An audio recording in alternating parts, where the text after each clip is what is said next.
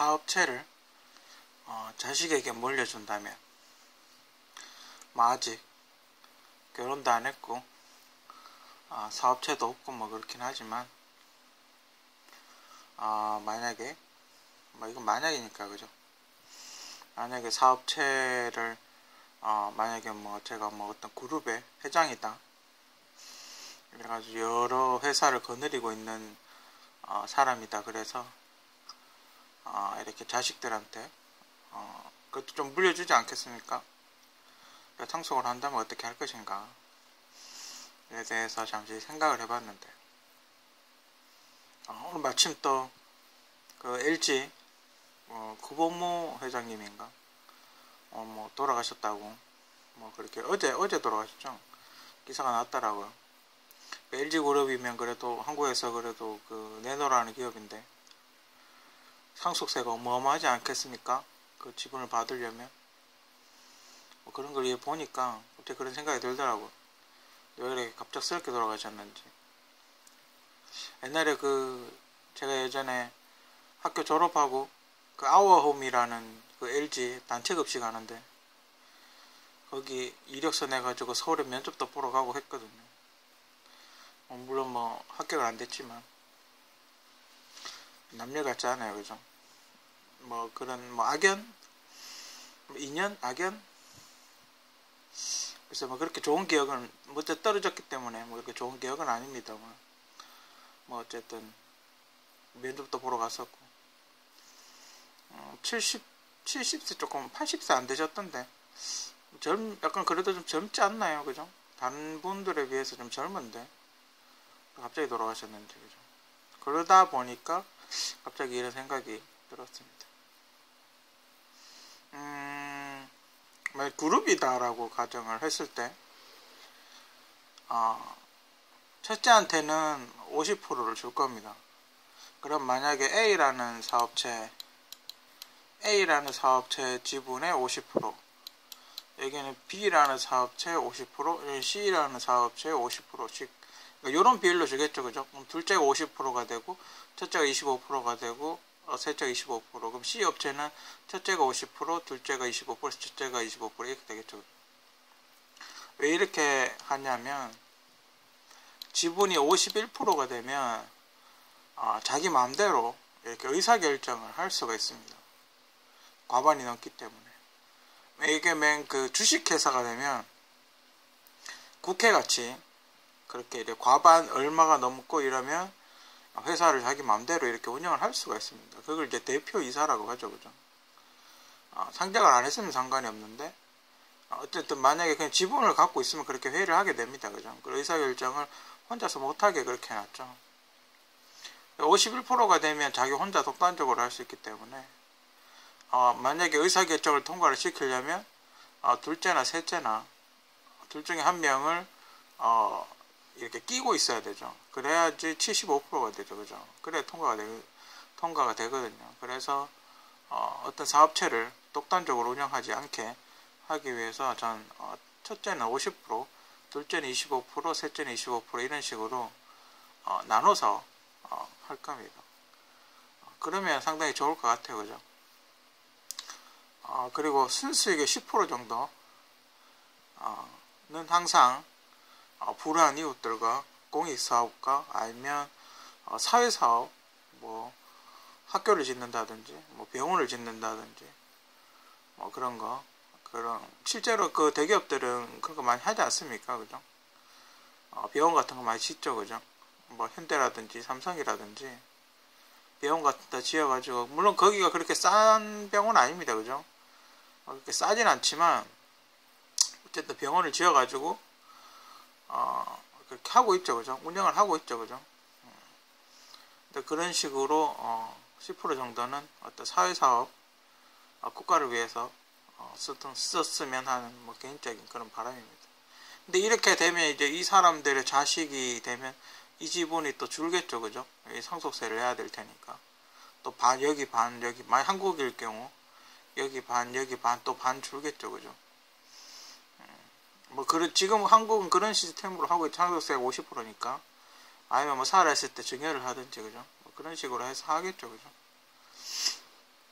어쨌든 사업체가 생기면 자식한테 물려준다면 이렇게 이런 비율로 줄 것이다. 뭐 이렇게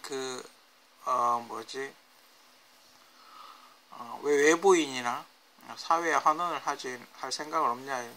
근데 여러 가지로 생각을 해봤는데,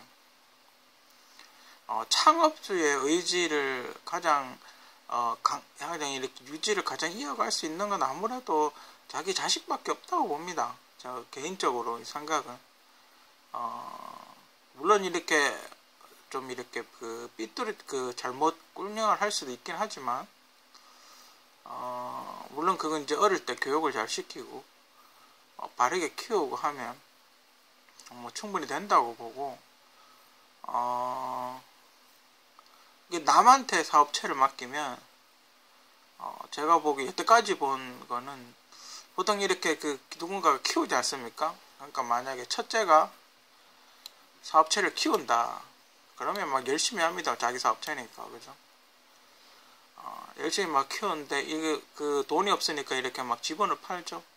외국에 같은 경우 예를 들면 애플 같은 예를 들면 스티브 잡스 전기 영화 같은 걸 보면 처음에 자본가가 이렇게 되죠. 첫째같이 돈을 냅니다. 뭐 돈이 있어 뭘 하죠. 그죠?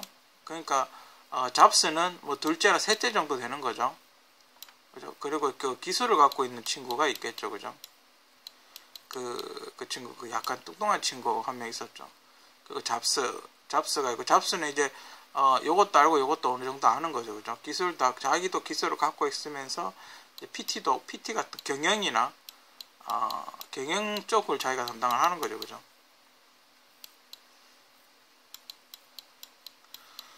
잡스, 외국의 스타일은 그렇습니다. 내가 기술을 갖고 있는데 경영을 잘 못한다. 내가 기술과 경영은 잘하는데 자본이 없다. 이러면 이렇게 모여서 회사를 만들죠.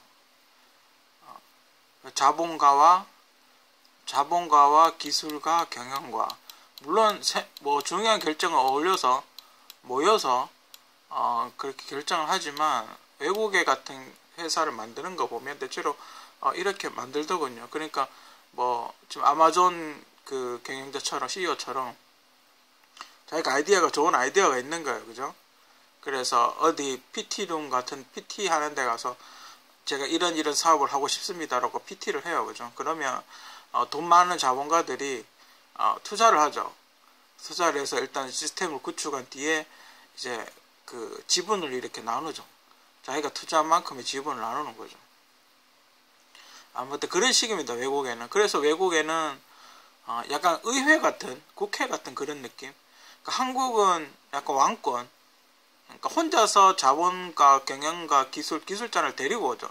자기가 자본가, 경영을 하면서 기술자는 데리고 오는 이런 스타일이고, 외국에는 자본, 경영, 기술 이게 다 모여서 하는 거예요. 결국 나중에 되면 자본가가 다 가져가게 돼요. 왜냐면 기술과 경영하는 친구는 원래 돈이 없으니까 결국 나중에 정신 차려보면 지분은 다 자본가한테 가 있는 그런 좀 안타깝죠. 그런 현실이 그렇습니다. 그래서 스티브 잡스도 애플에 지분이 하나도 없어요. 다 팔아가지고 자기 회사를 만들었죠. 픽사라고. 그때 자기가 잡혀 쓰고 애플이 망하고 무슨 재고를 컴퓨터 재고가 많아가지고 애플이 망하고 다른 CEO한테 이렇게 해가지고 그러니까 주식회사니까 CEO를 바꿀 수가 있죠. 그래서 잘려서 나가면서 마이크로소프트한테 윈도우 95에 대한 소스를 주죠.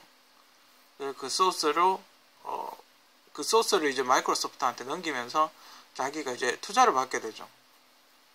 그러면서 애플은 하락세로 가고 마이크로소프트가 올라오게 되는 거죠. 마이크로소프트 여러분들 잘 아시는지 모르겠지만 저도 어릴 때는 도스를 빌 게이츠가 만든 줄 알았거든요. 아니더라고요. 그죠? 도스 만든 사람은 따로 있고 빌 게이츠가 도스를 산 거죠. 프로그램을 처음에. 그리고 지금 윈도우 98 여러분 쓰고 있는 윈도우 10까지 나온 이 프로그램의 기초는 애플에서 나온 거예요. 그렇죠? 뭐 아시는 분들은 아시겠지만 그죠? 그런 식으로 이렇게 가면서 그러니까 픽사는 자기가 대주주가 되겠죠. 잡스가. 하지만 애플은 그러니까 CEO니까 나중에 돌아왔을 때도 본인은 그게 없는 거죠. 지분이 없는 거죠. 다만 그 애플이라는 회사를 자기가 어떤 애정을 가지고 없어지기보다는 그 애정을 가지고 계속 잘 됐으면 좋겠다라는 어떤 그런 CEO 같은 그런 거죠. 월급도 아마 못 받았던 걸로 잡스는 뭐 그렇게 아는데, 근데 그 외국에는 그렇게 좀 특이해요, 그죠? 하지만 잡스 인지도가 올라가죠, 그죠? 그러니까 잡스는 훌륭한 사람이다라는, 훌륭한 CEO고 훌륭한 경영자다라는 어떤 그런 인지도 같은 건 좀 올라가죠. 지금 그 앨런 머스크 같은 그런 스타일. 그러니까 자기가 뭐 그런 기술에 대해서는 잘 모르지만 나와서 피칭만 하는 거죠, 그죠? 뭐 그런 스타일이에요, 그죠? 그런 잡스 스타일이에요, 그죠? 그 아마존 CEO보다는 앨런 머스크는 피칭을 훨씬 많이 하죠. 그렇게 해서 주가를 올려야 되니까. 그러니까 쇼 같은 걸 좀 많이 하죠, 그죠? 하여튼 뭐 그렇습니다. 한국은 대부분은 그 약간 왕권, 왕 같은 그런 형태의 제왕적인 어떤 사업체 방식이기 때문에 보통 이렇게 한국은 대기업들은 옛날에 그 만석직이라 그러죠. 삼성 같은 경우도 옛날에 그 경남 의령에서 굉장히 그 넓은 땅을 소유하는 그 지주라 그러죠. 그 현대는 바닥에서 올라왔는데 삼성은 원래 옛날부터 잘 살았다고 그죠. 그 얘기를 이렇게 들어보면 쌀 한 섬을 갖고 와서 쌀을 갖고 와서 대구에서 무슨 대구 상인가 뭐 이렇게 쌀집을 해가지고 쌀을 팔았다고, 쌀을 팔아가 입문을 남구는 뭐 그런 걸로 이제 시작을 했다고 하더군요. 근데 옛날에는 뭐 쌀이 곧 금이었으니까 쌀이 곧 돈과 같은 그런 걸 했었으니까 그죠. 그러면서 이렇게 LG 그 의령 근처에 지금 대한민국을 주름잡고 있는 그 대기업 회장님들이 굉장히 많이 태어났다고 그렇게 하더군요. 경남 쪽에서. 왜 그런지 모르겠는데 그쪽에서 아마 부산항을 통해서 뭐 물건이나 신지식 같은 게 많이 들어와서 그런 게 아닌가 뭐 그렇게 생각이 들고, 그리고 6.25 때 대구를 못 밀었기 때문에 피해가 좀 적어서 그런 게 아닌가, 그죠? 그러면서 미군 기지나 이런 데서 뭔가 이렇게 비누라든지 뭐 이런 걸 소스 같은 걸 좀 얻었지 않았을까, 그죠? 그 중에서 좀 똑똑하셨겠죠, 그죠? 이렇게 보니까 이게 돈 될 것 같아가지고 그걸 사업체를 한 게 아닌가. 그래서 이렇게 조금씩 키워온 게 아닌가. 그러니까 삼성이나 LG나 뭐 이런 회사들 역사를 쭉 보면 처음엔 다 생필품으로 시작하죠, 그죠? 삼성은 설탕 만드는 것부터 시작하고, LG는 그 세제 만드는 거 그런 것부터 시작하고, 그때 당시에는 6.25 끝나고 뭐 아무것도 없었으니까, 그죠? 그리고 이제 대량 투자를 받아서 이제 대량 생산하게 되고, 그러면서 돈을 많이 벌고 그 돈으로 다른 걸 투자를 하게 되고 뭐 그렇게 된 거죠, 그죠? 그게 이제 국가 정책하고 맞아 떨어지면서 자동차 산업, 전자 산업, 뭐 화학 산업, 뭐 TV, 뭐 냉장고 뭐 이런 걸로 이렇게 점점 경공업, 가벼운 작은 공업에서 중공업 뭐 이렇게 조금 공업식 공업이 이렇게 올라가는 거죠, 그죠? 처음에 이제 섬유도 만들고, 삼성 같은 경우는 섬유, 뭐 설탕, 전자 TV 뭐 이런 거 만들고, 그죠? 뭐 그런 것부터 시작을 한 거죠, 그죠? 뭐 지금 거의 뭐 전 세계에서 세계적인 수준으로 올라와 있지만, 옛날에 보면 그 일본 소니 카세트 정말 카피하고 막 그대로 뭐 부품까지 똑같이 베껴가지고 팔고 막 그랬던 시절도 있어요, 그죠? 그러면서 발전을 하는 거죠, 점점. 지금은 이제 막 일본을 막 추월할 정도로 많이 올라왔지만 예전에는, 그죠? 일본이 뭐 전 세계적으로 뭐 제가 뭐 일본을 찬양하는 건 아니지만 전 세계적으로 전자제품을 잘 만든다고, 부품 산업, 나사나 이런 거 보면 굉장히 잘 만든다고 이렇게 정평이 나 있긴 합니다. 일본 애들 손재주 좋다고. 약간 드워프 같은 그런 느낌이죠. 사업체를 자식에게 물려준다면 골고루 싸우지 않게 그렇게 하고 싶다고 그렇게 갑자기 생각이 듭니다.